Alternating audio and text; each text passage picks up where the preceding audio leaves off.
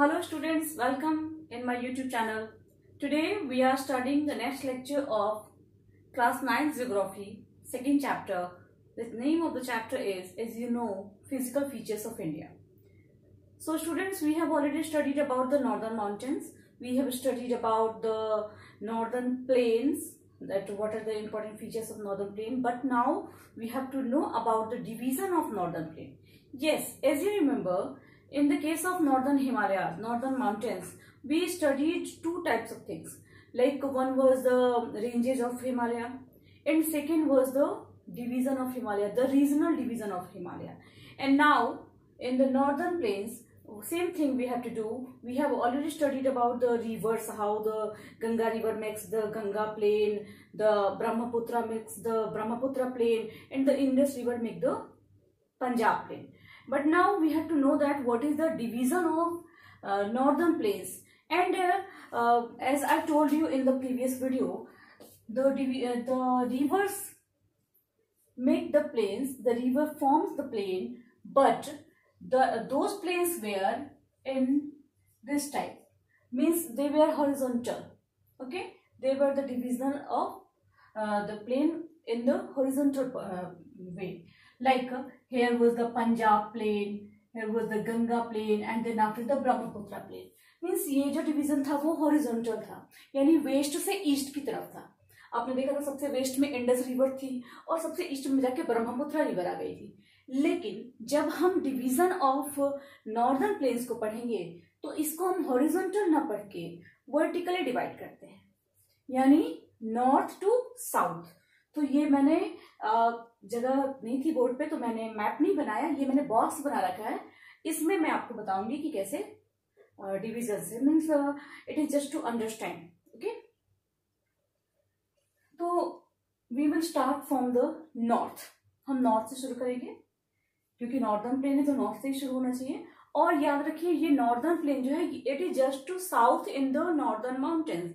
जहां से northern mountain खत्म होता है, जहां उसके फुटहिल्स हैं, वहीं से नॉर्दर्न प्लेन स्टार्ट होता है. ठीक है, तो नॉर्दर्न प्लेन को हमने 4 बेल्ट्स में बांटा है. ठीक है, हमने इसको 4 बेल्ट्स में बांटा है. ये जितने भी मैंने लिखे हैं ये Bhabar, Terai, Bhangar and Khadar. These all are the belt. These are the belts. ठीक है, तो हम स्टार्ट करते हैं. सबसे पहले हम स्टार्ट करेंगे भाबर. ठीक है, Bhabar belt is the northern most belt. Northern most means ये स्क्वायर को अगर हम एक आइडियल माने तो यहाँ पे हम देखते हैं कि सबसे नॉर्थ में जो बेल्ट है वो है भाबर बेल्ट. ठीक है, ये भाबर बेल्ट सबसे नॉर्थ में है एंड इसकी जो चौड़ाई है वो है 8 to 16 किलोमीटर. अब ये 8 to 16 किलोमीटर का मतलब ये होता है, आपको स्केल से तो हमने बांटा नहीं है, कहीं पर ये चौड़ाई ज्यादा भी हो सकती है, कहीं थोड़ी कम भी हो सकती है. तो कम से कम 8 किलोमीटर और ज्यादा से ज्यादा 16 किलोमीटर की इसकी जो चौड़ाई है, किसकी? भाबर बेल्ट की. ये सबसे पहली बात कि भाबर बेल्ट नॉर्दर्न प्लेन का सबसे नॉर्दर्न मोस्ट पार्ट है, नॉर्दर्न मोस्ट बेल्ट है. इसकी जो चौड़ाई है वो 8 किलोमीटर से 16 किलोमीटर तक है. ठीक है, रिवर्स, इसमें जो रिवर्स आती है नॉर्दर्न माउंटेन से, वो रिवर्स इसमें बहुत सारे, चूंकि रिवर्स अपने साथ बहुत सारी मिट्टी और पेबल्स वगैरह लेके आती है, पत्थर वगैरह छोटे छोटे लेके आती है. तो इन पत्थरों को, इन चीजों को रिवर्स यही डिपॉजिट करते जाती है. अच्छा, यहाँ डिपॉजिट क्यों करेगी? देखिए, स्लोप से रिवर आ रही है. ठीक है, माउंटेन से आ रही है. अब माउंटेन से आ रही है तो जैसे ही स्लोप जैसे जैसे कम हो रहा है, तो आप बताओ कि एक स्लोप ज्यादा होगा तो रिवर का जो फ्लो होगा वो भी तेज होगा, स्लोप कम हो जाएगा तो रिवर में जो फ्लो होगा वो भी कम हो जाएगा. जैसा कि आपने देखा होगा कि जो माउंटेन एरिया होता है, हिली एरियाज होते हैं, वहां पे जो रिवर्स होती हैं, जो स्ट्रीम्स होते हैं, उनका फ्लो बहुत तेज होता है, करंट बहुत ज्यादा होता है, बहुत तेज धार में बहती हैं नदियां. लेकिन वही नदियां जब प्लेन एरिया पे आ जाती हैं तो उसकी कंपैरेटिवली उसकी जो धार होती है, उसका जो स्पीड होता है, उसकी जो गति होती है रिवर्स की, करंट जो होता है वो कम हो जाता है. क्यों? क्योंकि स्लोप नहीं है तो फिर उसको उसमें फोर्स नहीं लग रहा होता, उसको फोर्स नहीं मिल रहा कि वो उतनी तेजी में बहे। तो ऐसा ही होता है, क्योंकि जहां पे स्लोप अब खत्म हो रही होती है तो ये जो रिवर्स जो ये कुछ भारी चीजें अपने साथ लेके आती हैं उस जगह पे ये डिपॉजिट करते चलती हैं। तो ये भाबर में जो अपने साथ पेबल्स वो लाती हैं वो यहाँ डिपॉजिट कर देती हैं, ठीक है, यानी यहाँ पे छोड़ते हुए चलती हैं।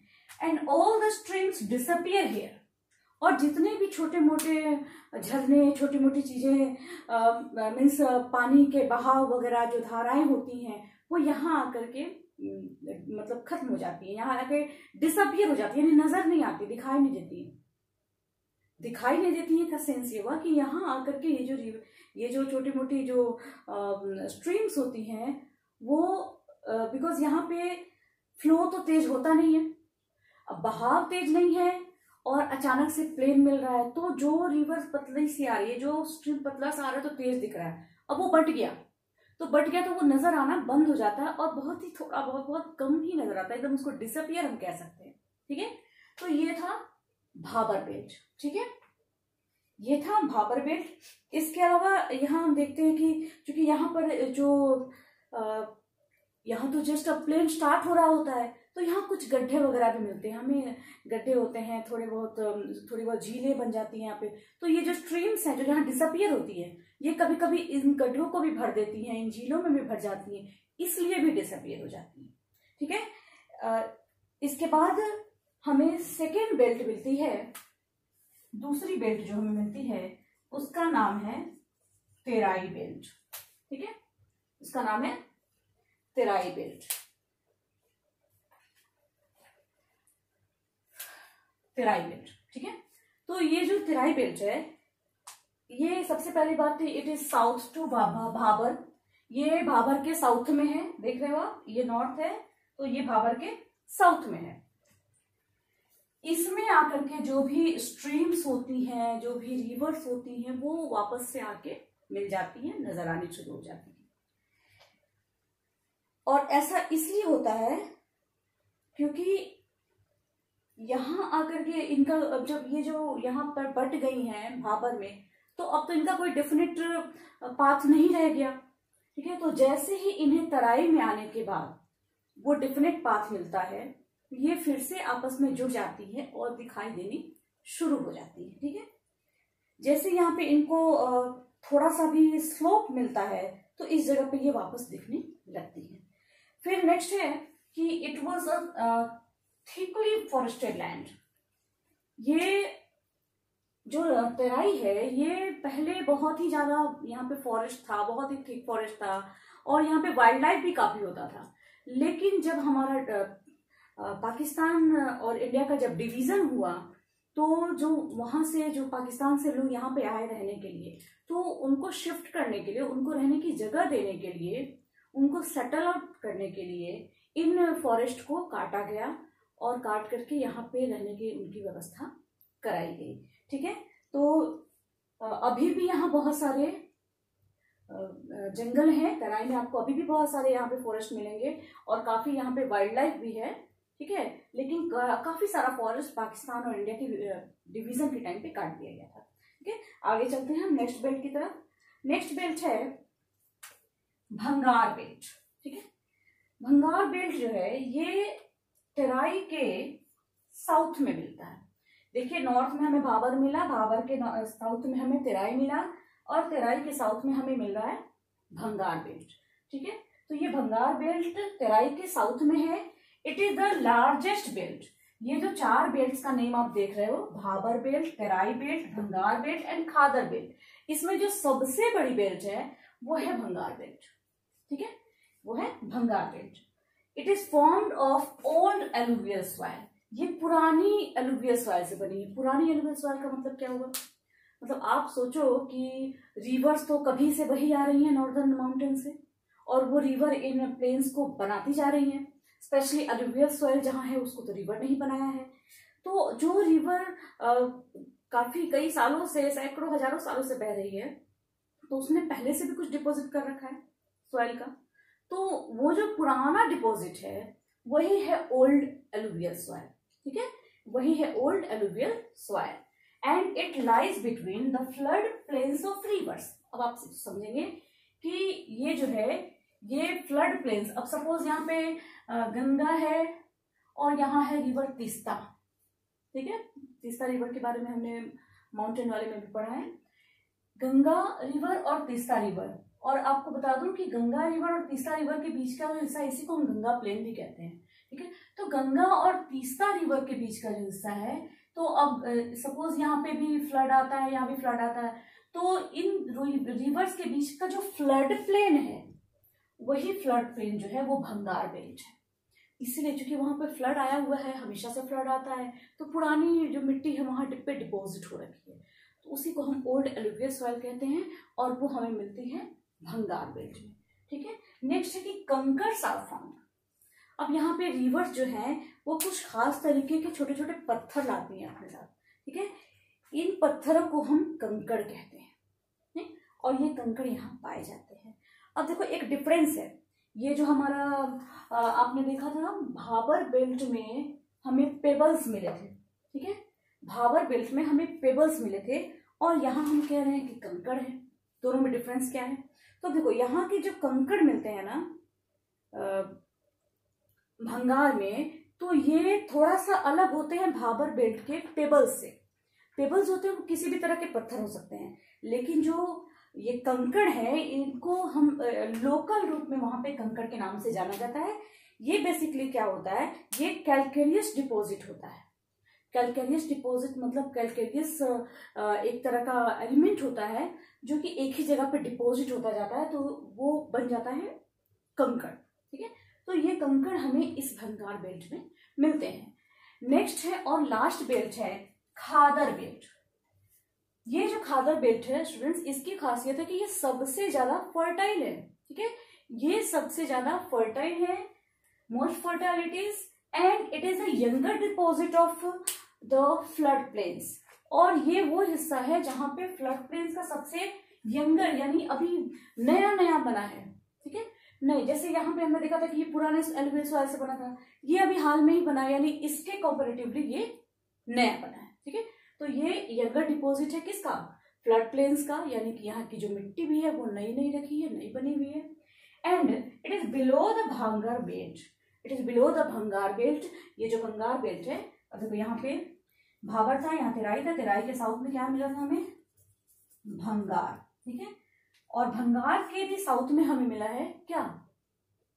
खादर, खादर बेल्ट, ठीक है। यानी सबसे अगर नॉर्दर्न मोस्ट बेल्ट की हम बात करें, Bhabar, second northern most Terai, in the south of Terai Bhangar, and in the south of Bhangar Khadar. और अगर हम पूछे कि southern most belt of the northern plain, वो भी Khadar, which is the youngest or younger alluvial soil deposit, which belt is there, क्या कहेंगे हम? खादर। तो इससे काफी ऑब्जेक्टिव क्वेश्चंस बनते हैं। मैं 2-4 क्वेश्चंस आपको जल्दी से कराती भी हूँ। अगर आपसे पूछा जाए, ठीक है, कि in which belt of northern plain all the streams are disappeared, तो हम क्या कहेंगे? भाबर बेल्ट, ठीक है।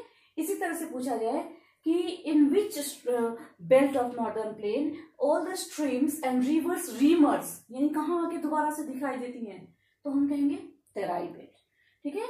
फिर पूछे कि which belt was thickly populated, और sorry which belt was the thickly forested land, तो ये हम कहेंगे तेराई, ठीक है। फिर अगर पूछा जाए कि which belt is formed of old alluvial soil, Bhangar. साथ ही ये लार्जेस्ट बेल्ट भी है, तो अगर कोई क्वेश्चन आता है कि which belt is the largest belt of the northern plain, Bhangar belt, okay. Where kankars are found, in Bhangar belt. Which belt lies between the flood plains of river, the Bhangar belt, okay. इसी तरह से खादर बेल्ट के बारे में, it is the most fertile, which belt is most fertile, the Khadar belt. Which belt is made from which belt is form of the new alluvial soil, the younger alluvial soil, that is also the Khadar belt. And which belt is found in the south of Bhangar belt is also the Khadar belt. Okay, so this was all about this lecture, and इसके बाद हम next lecture में फिर मिलेंगे, ठीक है students. तो अब हम इसको आज यहीं ख़त्म करते हैं। अगले लेक्चर में हम अगले फिजिकल फीचर के साथ फिर आएंगे। ठीक है, तब तक के लिए आप पढ़िए, नोट्स भी बनाइए बनाना चाहें तो। ठीक है, पॉज करके आप इसका नोट्स भी बना सकते हैं, शॉर्ट नोट, जो कि आपके रिवीजन में फिर काम आएगा। और नेक्स्ट वीडियो से हम फिर आगे बढ़ेंगे। तब तक के लिए मैं आपसे विदा लेती हूँ। अगर ये वीडियो अच्छा लगा हो, चीज़ें समझ में आई हो, इसको सब्सक्राइब करें, शेयर करें और हो सके तो लाइक भी करें। और अगर कुछ और चाहिए हो, कहीं पर कुछ कमी रह गई हो, आपको लग रहा हो कि इसको थोड़ा सा चेंज करके और इम्प्रूव कर सकते हैं, आपके लिए और बेहतर होगा, तो कमेंट्स में बताएं। ठीक है, थैंक यू, बाय।